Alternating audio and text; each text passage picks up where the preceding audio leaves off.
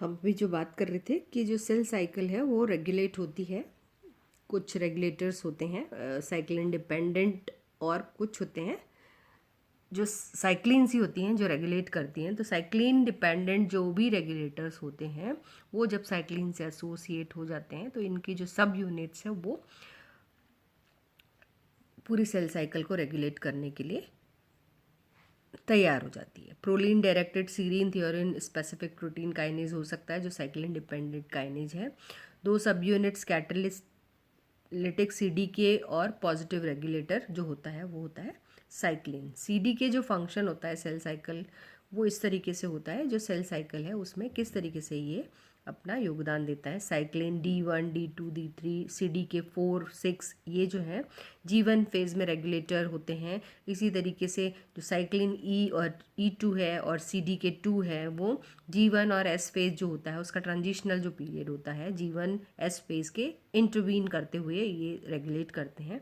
इसी तरीके से जो बाकी डायग्राम में दिखाया गया है कि साइक्लिन A और CDK2 जो है वो S और G2 फेज में रेगुलेटर होते हैं। साइक्लिन A और CDK1 जो होता है SG2 फेज जो है उसके बीच में। इसी तरीके जैसे साइक्लिन B और CDK1 है वो G2M फेज में जो रेगुलेशन होता है उसके लिए ज़रूरी होते हैं। सेल साइकिल जो फेज़ होती है ट्रांजिशन की उसमें G1 और S फेज़ के बीच में cyclin A and E dependent जो होते हैं वो G2M फेज़ के बीच में cyclin B and CDK1 dependent. इसी तरीके से M फेज़ बिटवीन मेटाफेज और एनाफेज होती है वो प्रिजर्व करता है जीनोमिक इंटीग्रिटी को। ये फिर से एक डायग्रामेटिक रिप्रेजेंटेशन है कि किस तरीके से जो CDKs हैं वो रेगुलेट करते हैं या साइक्लिन डिपेंडेंट जो होते हैं वो काइनेजेस किस तरीके से इस सारे पूरी प्रोसेस को रेगुलेशन का काम करते हैं।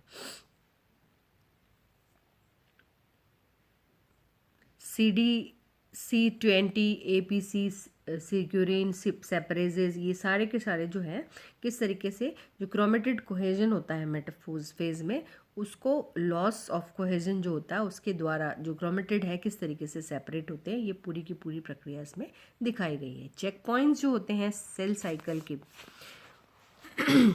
चेक पॉइंट्स यानी कि जो सेल साइकिल है पूरी वो सेल साइकिल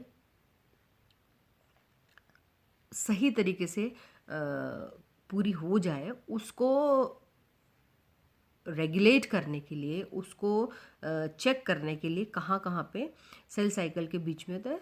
तो चेक पॉइंट सेल साइकिल के होते हैं। डैमेज्ड मॉलिक्यूल्स जो होते हैं उनमें नेसेसरी जो रिपेयर्स है उसको बनाने के लिए ज़रूरी होता है। इसी तरीके जो हार्मफुल सेल साइकिल प्रोग्रेशन होती है उसको ये डिले कर देते हैं। DNA डैमेज चेक पॉइंट्स हो सकता है, रेप्लिकेशन चेक पॉइंट्स हो सकते हैं, स्पिंडल इंटीग्रिटी चेक पॉइंट्स होते हैं। तो जो सेल साइकिल है उसमें इस तरीके से हम अलग अलग कैटेगरीज में डिवाइड कर सकते हैं चेक पॉइंट्स को। DNA डैमेज को रोकने वाले, इसी तरीके से रेप्लिकेशन को रोकने वाले स्पिंडल इंटीग्रिटी चेक पॉइंट्स। ये सारा का सारा फिर से एक डायग्रामेटिक रिप्रेजेंटेशन है।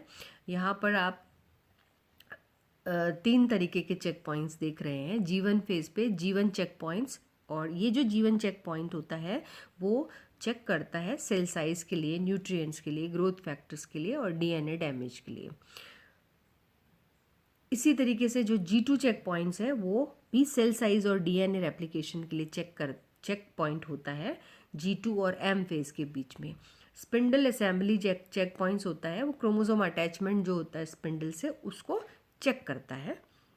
DNA damage check point G1 और G2 चेक पॉइंट्स होते हैं वो P53 डिपेंडेंट होते हैं, जबकि जो intra S phase DNA damage check point है वो नहीं होता है। रेप्लिकेशन चेक पॉइंट्स का काम होता है G2 DNA डैमेज जो चेक पॉइंट्स होते हैं उसको अलग तरीके से वो लोग रेगुलेट करते हैं। माइटोटिक एनर्जी जो होती है उसको ब्लॉक कर दिया जाता है। माइटोटिक एंट्री जो होती है वो ब्लॉक कर दी जाती है CDC25C को इनहिबिट करके, और इसमें जो एक्शन रहता है वो होता है चेक पॉइंट 1 पे जो CDK1 है उसके एक्शन को रोक के।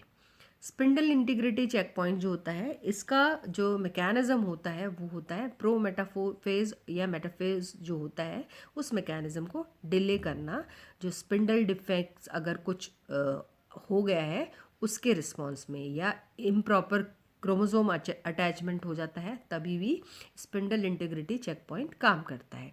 सेंसर जो होते हैं वो एपीसी और सी को फैक्टर जो होते हैं CDC20 सेल्स जो होती हैं वो इस तरीके का जो चेक पॉइंट्स होता है उसमें एनाफेज को शुरू करने के लिए उनको प्रिवेंट किया जाता है। रेस्ट्रिक्शन चेक पॉइंट्स जो होता है वो मिड G1 पे होता है एक पॉइंट। तो सेल्स जो होती हैं उसको एसेंशियल न्यूट्रिएंट्स और ग्रोथ फैक्टर्स से डिप्राइव कर दिया जाता है, वो वहाँ पे सप्लाई उसकी बंद हो जाती है।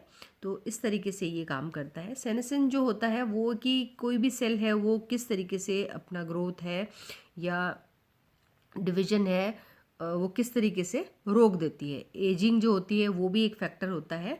बाकी जो है उसमें क्या होता है इस प्रोसेस में कि जो प्रोलिफरेशन की कैपेसिटी होती है वो लॉस्ट हो जाती है, खो जाती है, रुक जाती है। प्रोटेक्टिव फिनोमेना होता है ये एक तरीके से सेल में, जो कि मैलिग्नेंसी या जो कैंसर सेल्स की ग्रोथ होती है उसको रोकता है।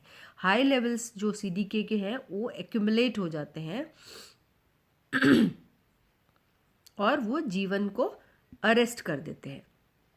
तो इस तरीके जो ये सारी की सारी प्रक्रिया है उसमें लैक ऑफ एंजाइम टेलोमरेज हो जाता है, मतलब एंजाइम जो टेलोमरेज है वो कमी हो जाती है, प्रोग्रेसिव शॉर्टनिंग हो जाती है टेलोमियर जो क्रोमोसोम्स के हैं उसकी, डिसकंटिन्यूटी ऑफ टीलोमियर्स हो जाती हैं, chronic point check point response हो जाता है, एंड परमानेंट जो सेल साइकिल होती है उसको अरेस्ट कर देता है। Thank you.